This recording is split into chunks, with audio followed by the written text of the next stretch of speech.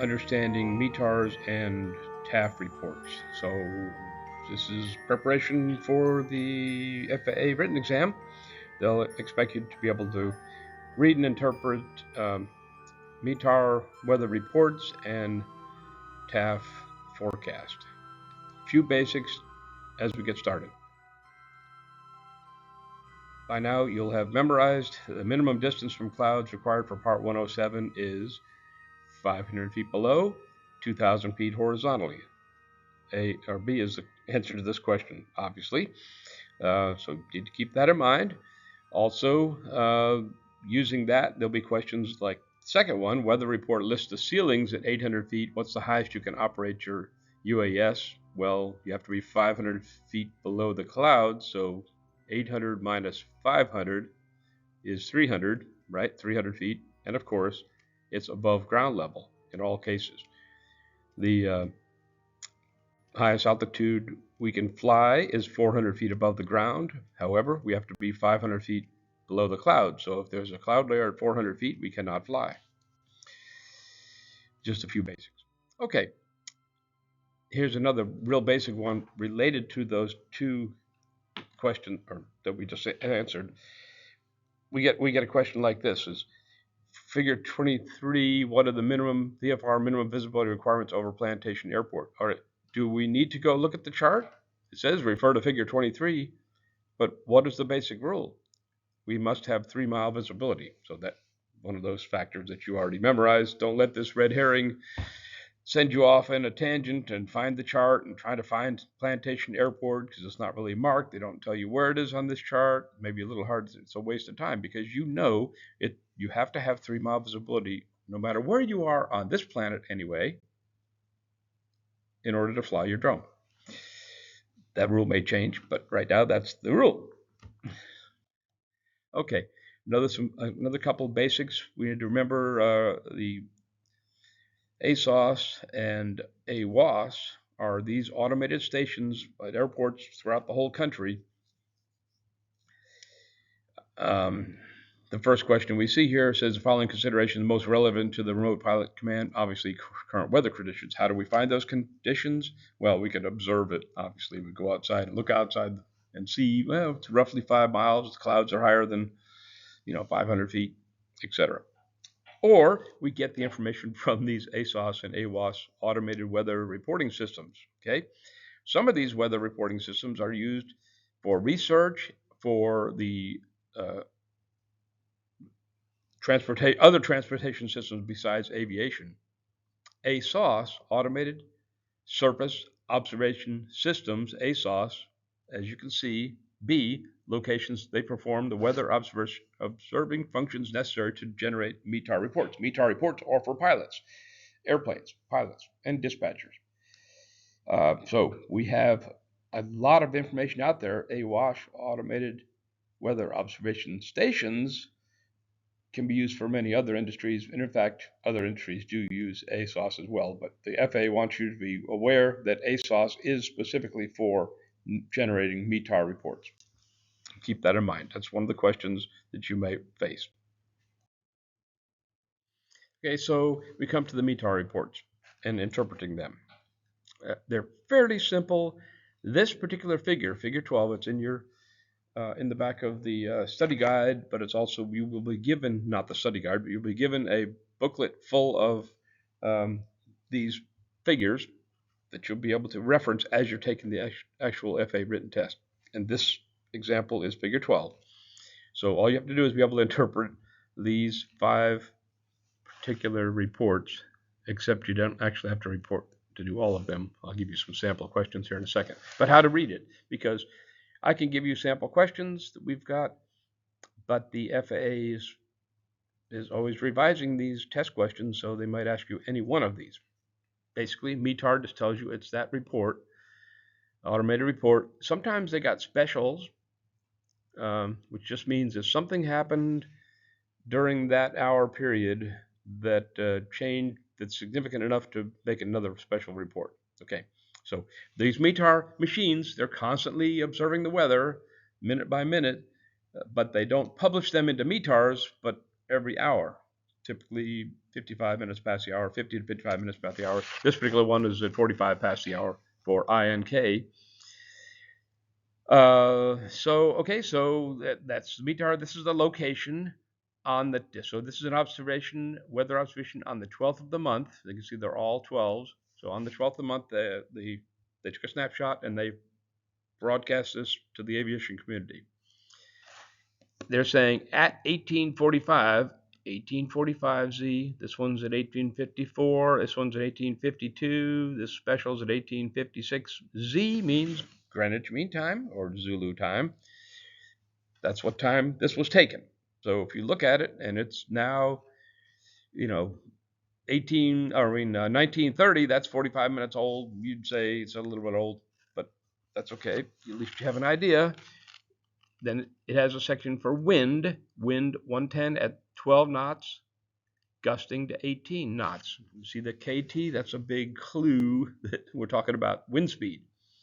So where the wind is coming from, 110 degrees, that's where it's blowing from at 12 knots, but there's gusts to 18 knots. The one below that at Boise, it's 130 at 4 knots. There's no gust. The next we see is visibility, SM, statute miles. That's the clue, miles, statute miles. 15-mile visibility. They're saying there's scatter clouds, not being very specific.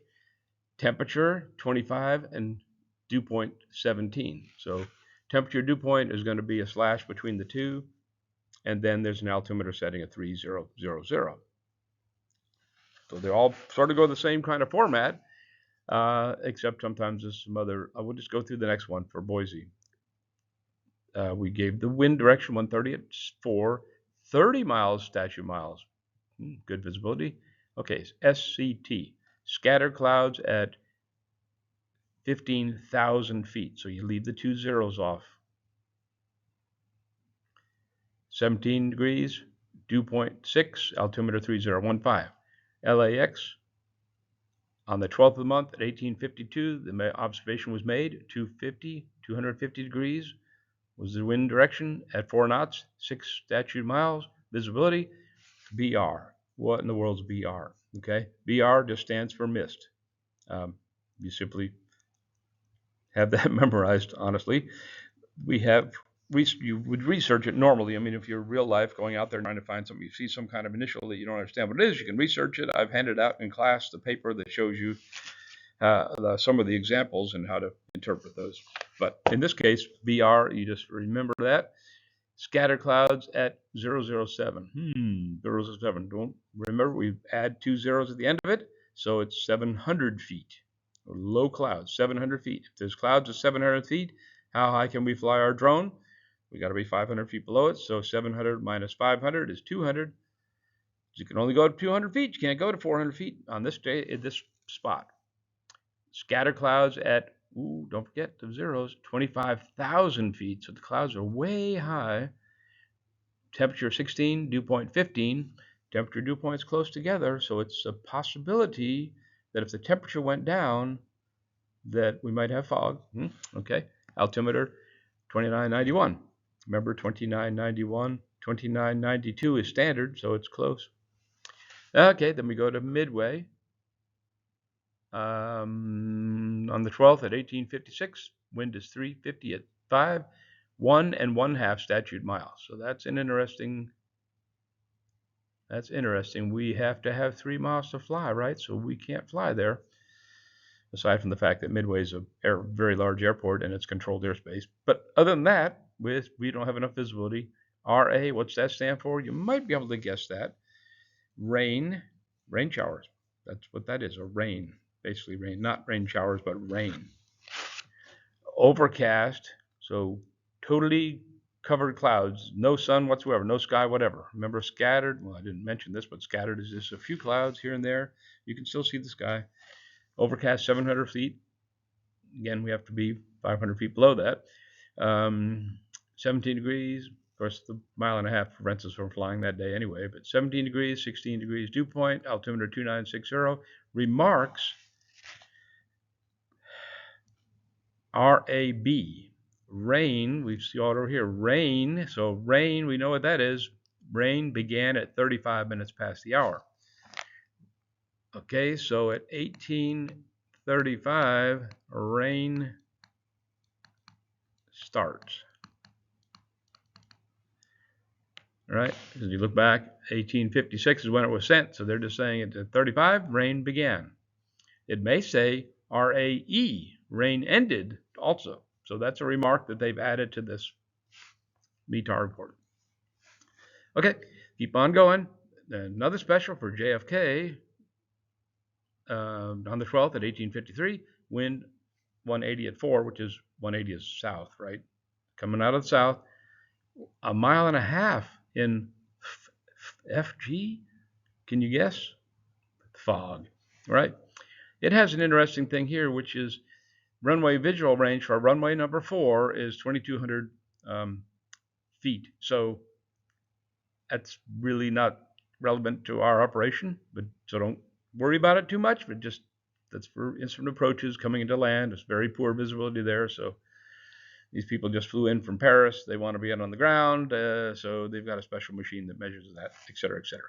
Overcast sky at, okay, 005, right? 2 zeros, 500 feet, 20 degrees, 18 degrees dew point, altimeter 3006. So you can sort of see, not that complicated, pretty straightforward. You work through those problems. Now go back and review what I've said, or try to look in the book and do it on your own without me telling you. So here's some questions. Stand by. Okay, refer to figure 12. So this is a typical question here. The wind direction and velocity to JFK is, okay, so now we had a funny little issue here, because it's obviously the wind is right here, 180 at 4. We've got two answers, 180 true and 180 magnetic. What in the world's the difference here? Okay, if it's written down, it's true. So what do you mean true and north? True north is the geographic North Pole, right? But we know that magnetic North Pole is not the same place as true North Pole. True North Pole is referenced by the latitude-longitude lines. Magnetic north is a magnetic compass that points that way. So if I'm an airplane pilot sitting in an airplane, I'm looking at the compass, I need to know what the magnetic headings are. But if I'm on the ground looking at the weather report, I need to know what the true. It would be more interesting to know what the true headings are. So if it's written down in a report like this, it's true. If it's spoken, it's magnetic. So that's a rule of thumb just to keep in the back of your mind. So of course the answer here is 180 at true at 4 knots, right? 4 knots, 180, that's what it is. So keep that in mind. Okay, not elaborate too much here. We need to keep moving along here. For figure 12, what are the current conditions for Chicago Midway? MDW, it even gives you a clue there. So Chicago Midway. So we look and see, okay, there's a bunch of 7s here. So is it 700 or 7,000? So we can eliminate one by looking over here, and we see 7. Remember, we add 2 zeros, so it's either A or C. So we can scratch that one. Visibility a mile and a half. Oop, this one here says visibility 2 miles. Where? Huh? Make sure I read the right question. It says, yeah, that can't be right. It does say rain. Yep, visibility a mile and a half. So it's got to be A. So that helps. The process of elimination sometimes helps. Or we could just read it and just come right to A. That might have been a little bit quicker just to read the thing and say that. But to verify, you've got other factors that make that wrong. All right.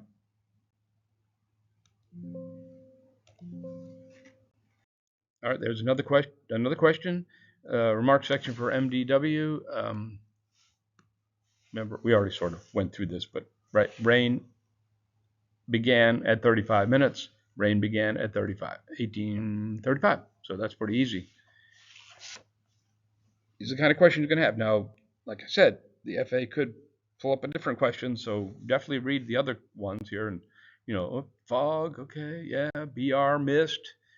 These other things are things that may come up. All right, this one is a real basic question. Minimum distance from clouds. This must be memorized. B is the answer, as a matter of fact, for this one. 500 feet below, 2,000 feet horizontally.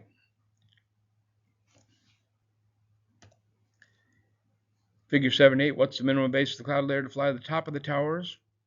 4 miles north, 4 nautical miles east of Onawa. So Onawa is right there. So we just go east and somewhere over this way, right? This is east, this is west, this is north. So we look at the towers, and it's got to be one of those. I've got to look at the blow up over here. So let's see. I see a tower that says 360, and then I see a tower that says 1335. 1335. 1335.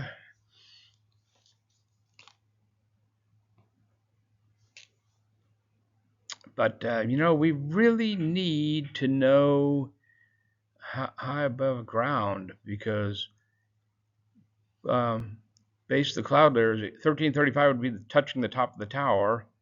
So we need to know what's the minimum base of the cloud layer to fly to the top of the towers. So top of the towers are, you see one just east that are 292 feet above ground level, right? You see that one there?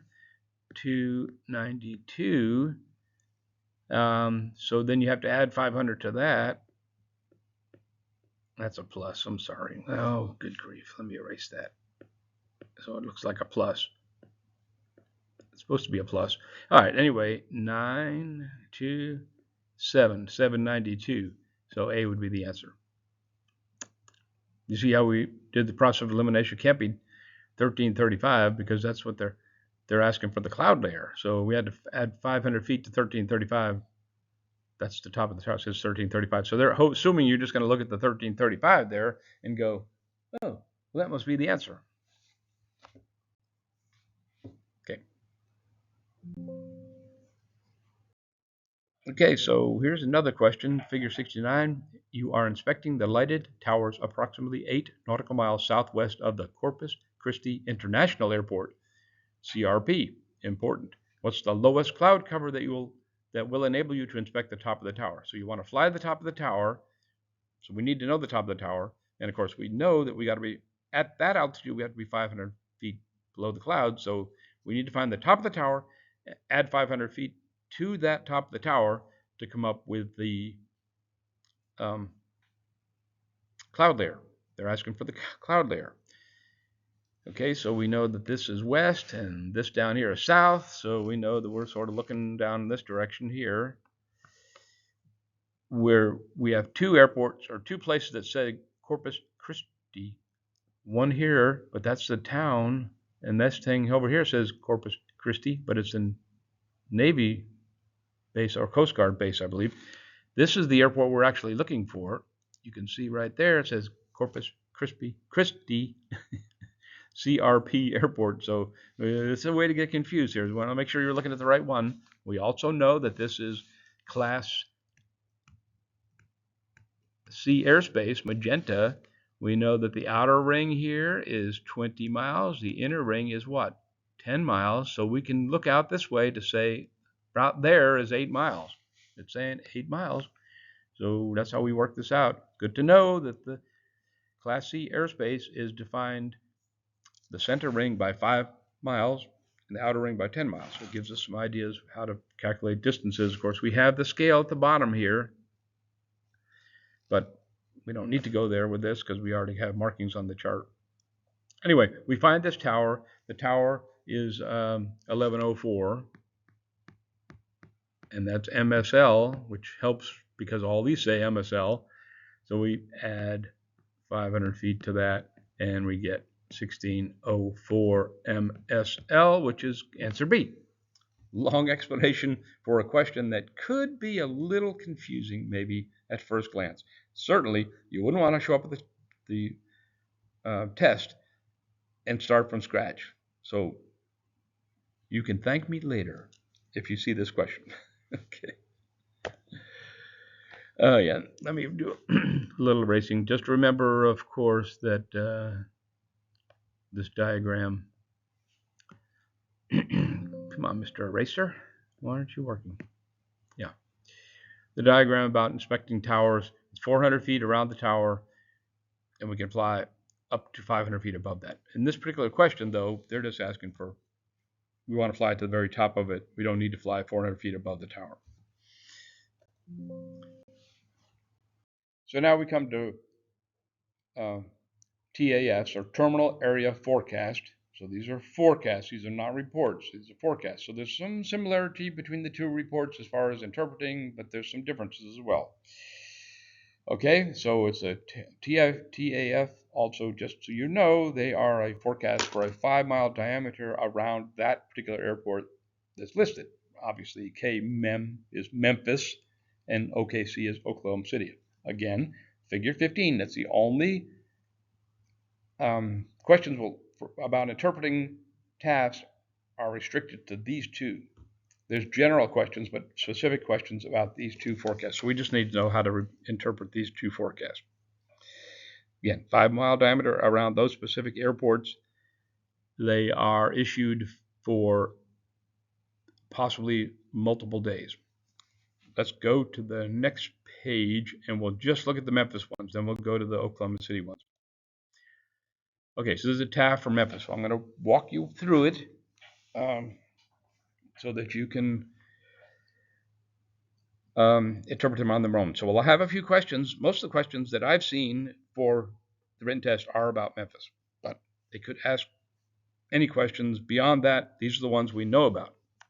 So generally speaking, you need to know how to interpret these. So what we're saying here is it's Memphis, obviously. Let me get my little pen out here. My red pen. They're saying on the 12th of the month at 1720, the committee, however, of forecasters got together and said, we believe that this is what the forecast is going to be for either its variable. It could be a 24-hour period in the future or a 30-hour period in the future. All depends.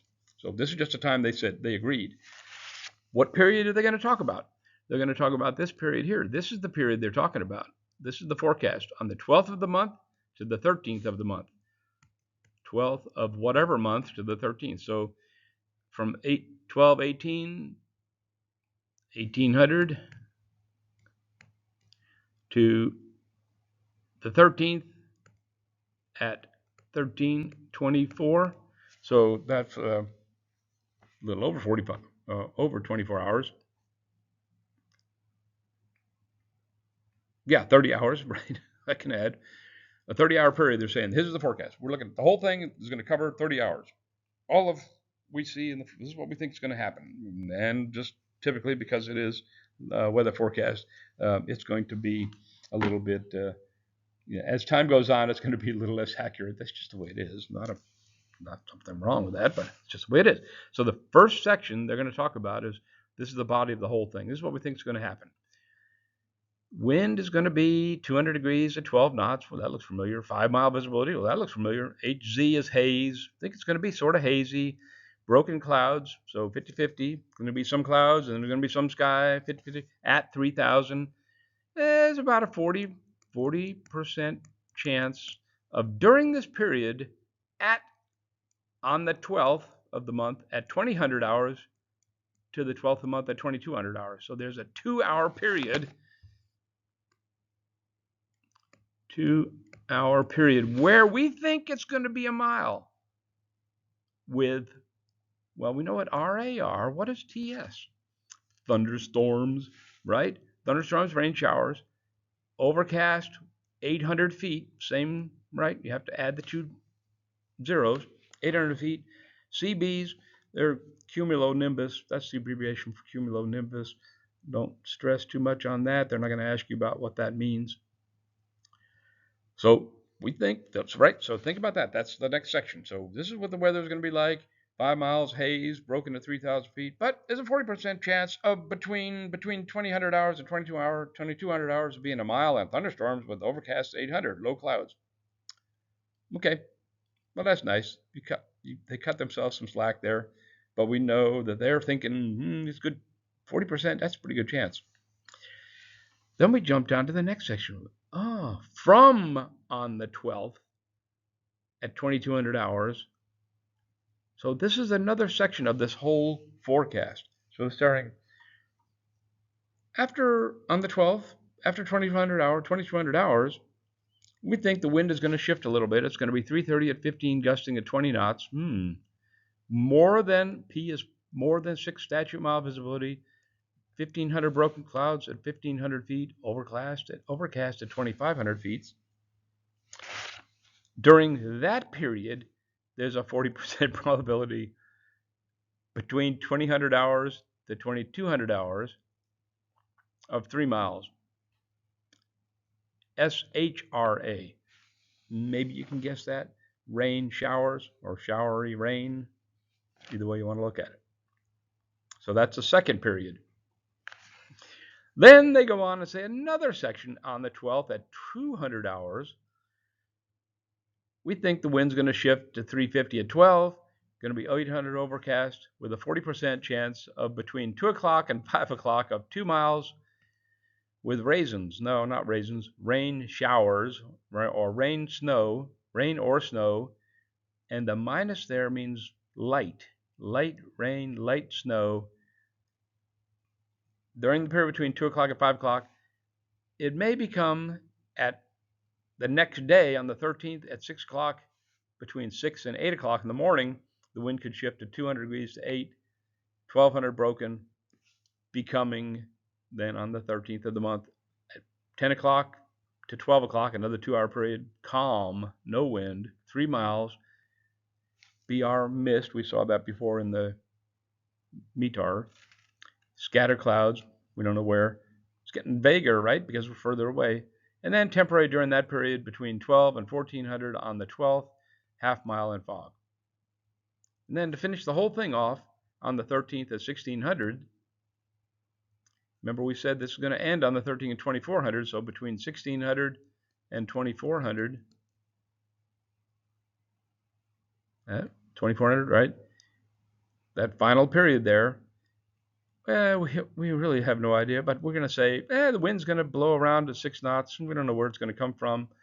Probably visibility is going to be greater than 6 miles with scatter clouds, and I don't know what the equal sign means. Probably a misprint from the computer. I don't know what that means. It doesn't matter. Okay, so that was a run through of the whole thing. So just listen to my description again. You can slow it down, stop it, and then think through what you're seeing here. But that's basically how it goes through. So a little more complicated than METARs. You thought METARs might have been hard. No, they're not hard. These are a little bit more difficult. This is the one where most of the questions are going to be, but I'm going to give you some of those questions. Okay, next question. Okay, then Oak City, just in case you have some questions on this, just think about this. It's on the 5th of the month, same format at 11:30. The group got together and said, yeah, we think this is what's going to be like. On the 5th, starting at 12 o'clock till the 1800 hour. So that's 24 hours, right? That period between the 12th, the 5th of the month to the 6th of the month, starting at 12. So the 5th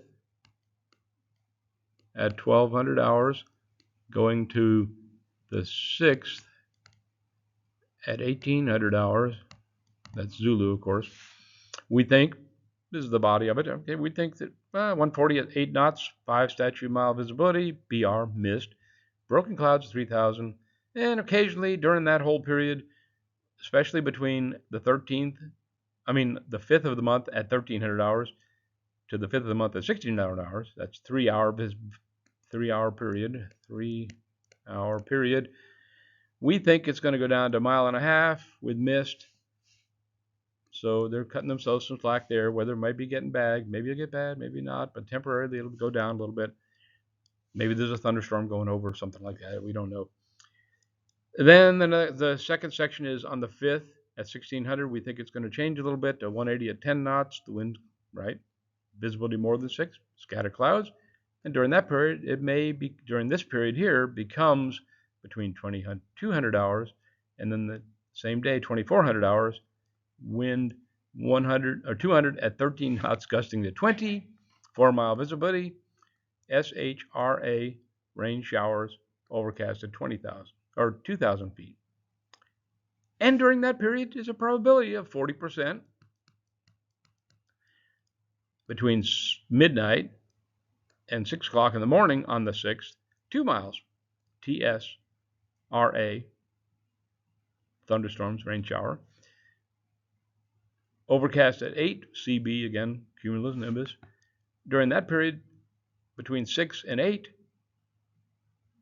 210 degrees, wind 210 degrees, 15 knots, greater than 6 mile visibility, 4,000 scattered clouds.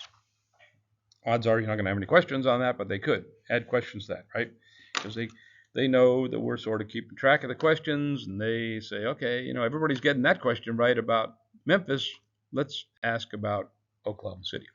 It's possible. Okay, so back to Memphis. Between 10 o'clock and 12 o'clock, Memphis is forecast to be. So they're asking to look at the forecast here and find 10 o'clock and 12 o'clock. So that's the challenge for us, 10 o'clock and 12 o'clock. So it's not telling us what day. So it makes it a little bit easy because all we got to look is to 10 o'clock. So there's 1,800, there's 2,400 hours. That's not it. 2,000 hours, 2,200, that's not it. 2,200 hours, 2,000 hours, 2,200 hours. 2 o'clock. To 12 o'clock. Oh, no, that's wind. 2 o'clock to 5 o'clock. 6 o'clock to 8 o'clock. 10 o'clock. To 12 o'clock. Okay, so what are we saying here? On the 13th, of the month, between 10 till 12 o'clock. Well, that's what they're asking. So 10 to 12. Well, the wind's calm. They asking about that? No, they're not asking about. They're asking 3. They're saying 3 miles. Okay, 3 miles. Well, 10 o'clock to 12, 3 miles. That's not so hard, is it? But you have to systematically go through there. It's not likely, but it is possible that there might be. Well, they're just asking for that time period. I don't know what else to say about that. Okay, according to Memphis forecast, what's the earliest time on the 12th at which the visibility might be below 3 miles? Okay, so now I need to erase this because that's getting confusing. So, no, I don't want to do that. Oh, come on now. You get all this markings up in the thing here. Just give me a second here. Should be able to erase the whole thing. All right. Oh, there's more here. Okay. So they're saying earliest time on the 12th.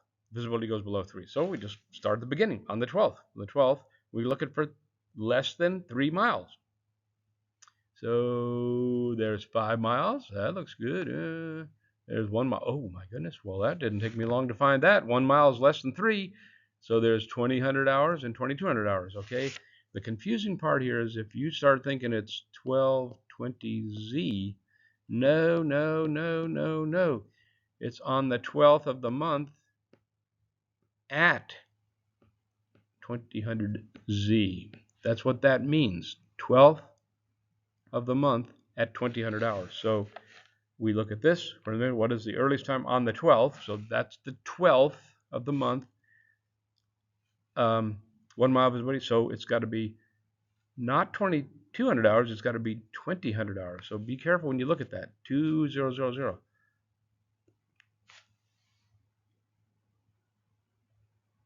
And the same thing would apply if they say, what's the earliest where the visibility will be 3 miles? We'd look over here, be between 2,000 hours and 22. So the earliest would be at 2,000 hours, etc. Okay. Okay, forecast wind from Memphis from 1600 till the end of the forecast. So now we're looking for the time, 1600. Okay, we know that we just look at these numbers here. 18 is 24. Nope. What is the forecast wind from Memphis from 1600 till the end? So we're looking for 1600. So we can scan through it till we find 1600. And we find 6. Oh, that's 6. Nope, that's not it. 10, getting closer to 12. That's getting closer, 12 to 14. Then we see here 1,600 hours. This brings up a question. Why is it 2 digits on the other places, and it's 4 digits in the, well, it's the from part. When it says from, it gives you all 4 digits of the time. On the 12th at 2200. Then here it says on the 12th at 2000 hours and the 12th at 2200 hours, right? Most of these here have it abbreviated because they're giving you dates. This is giving you from on the 13th at 1600 hours. But anyway, the point is, what was the question again? What's the forecast wind from 1600 till the end of the forecast? Well, here's the end. So 1600, you could have gone backwards. But anyway, variable at 6 knots. Variable at direction at 6 knots.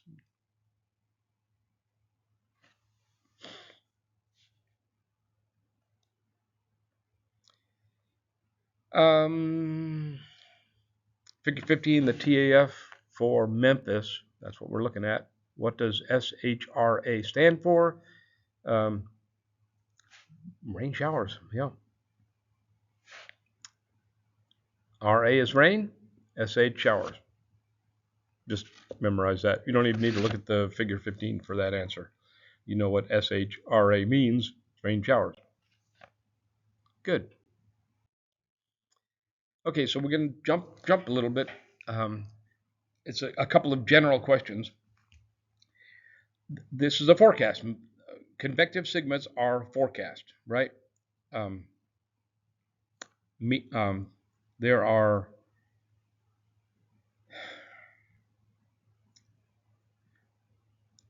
air myths, which would be relevant for drone pilots. It's generally broadcast whenever something happens that would cause smaller aircraft, would be considered a hazard for smaller aircraft, like a lot of wind, low visibility, turbulence, things like that. I haven't seen questions about that, but that would be an important weather forecast to warn pilots, and they just pop up when they're necessary. They're asked for a few hours of the day, and you will know what area. There's not cover the whole country. They just cover the area that significant thing, dust storms, stuff like that. Then there's SIGMETs, which are significant meteorological forecast of things that are of hazard to all aircraft, including the largest aircraft, I suppose, re-entry vehicles, I reckon as well. Convective SIGMETs. The word convective, going to weather information services, convective is like buildups, thunderstorms, things like that. That should invoke in your mind, convective should invoke in your mind unstable air masses and thunderstorms. So when you see the word convective SIGMET, you should be triggered to go, ooh, thunderstorms. That makes this question a little easier, I think, or any question like that will be easier. Specifically, a convective SIGMET down here in the bottom, it already says, implies severe or greater turbulence, severe icing, low-level wind shear. Okay?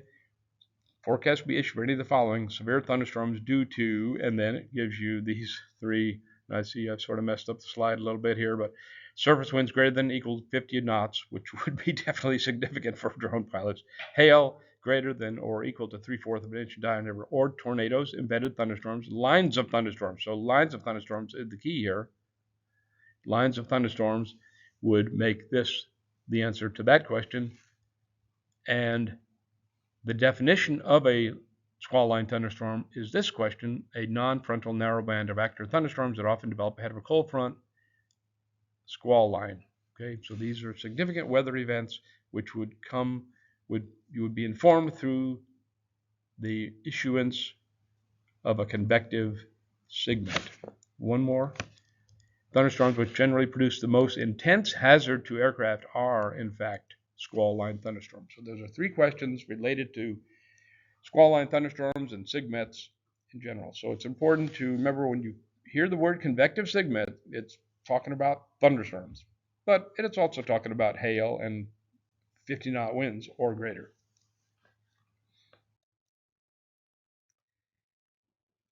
Back to this chart. this is just general stuff now. Figure 69, what class airspace surrounds Corpus Christi International Airport? And again, we need to be careful because, like I said earlier, there are two different things going on here. There's this little Corpus Christi label here, and you're liable to look at that and go, oh, that's Corpus Christi. No, that's not. This is Corpus Christi Airport, and it's surrounded by a solid magenta line, so it's Class C airspace. Note again that this is a 5-mile ring with a 10-mile ring, and we have altitudes listed in magenta right there. And the altitude there, it says the top of the airspace on that shelf area is 4,000 feet, and the bottom of that airspace in that shelf area. Okay, let's see if I can do this without making a big mess here. Let's see there. And I don't know if I have magenta, but okay. Right, and back to red. So the top of the airspace is 4,000 feet. And the shelf, and of course, surface here. But here, the top of the airspace is, can I read the fine print there? Oh, my goodness. 1,500 feet. Well, I can't seem to get it to right. 1,500 feet here and 1,200 feet here. So here's 1,200 feet, and here it's 1,500 feet. Right? So the shelf area, and you'll be asked those kind of questions. But since we have this confusion, what class airspace surrounds the Kingsville Naval Air Station, which is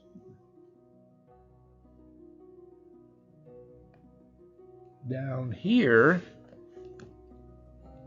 Kingsville Naval Air Station, it's dashed blue, so it is Class D airspace.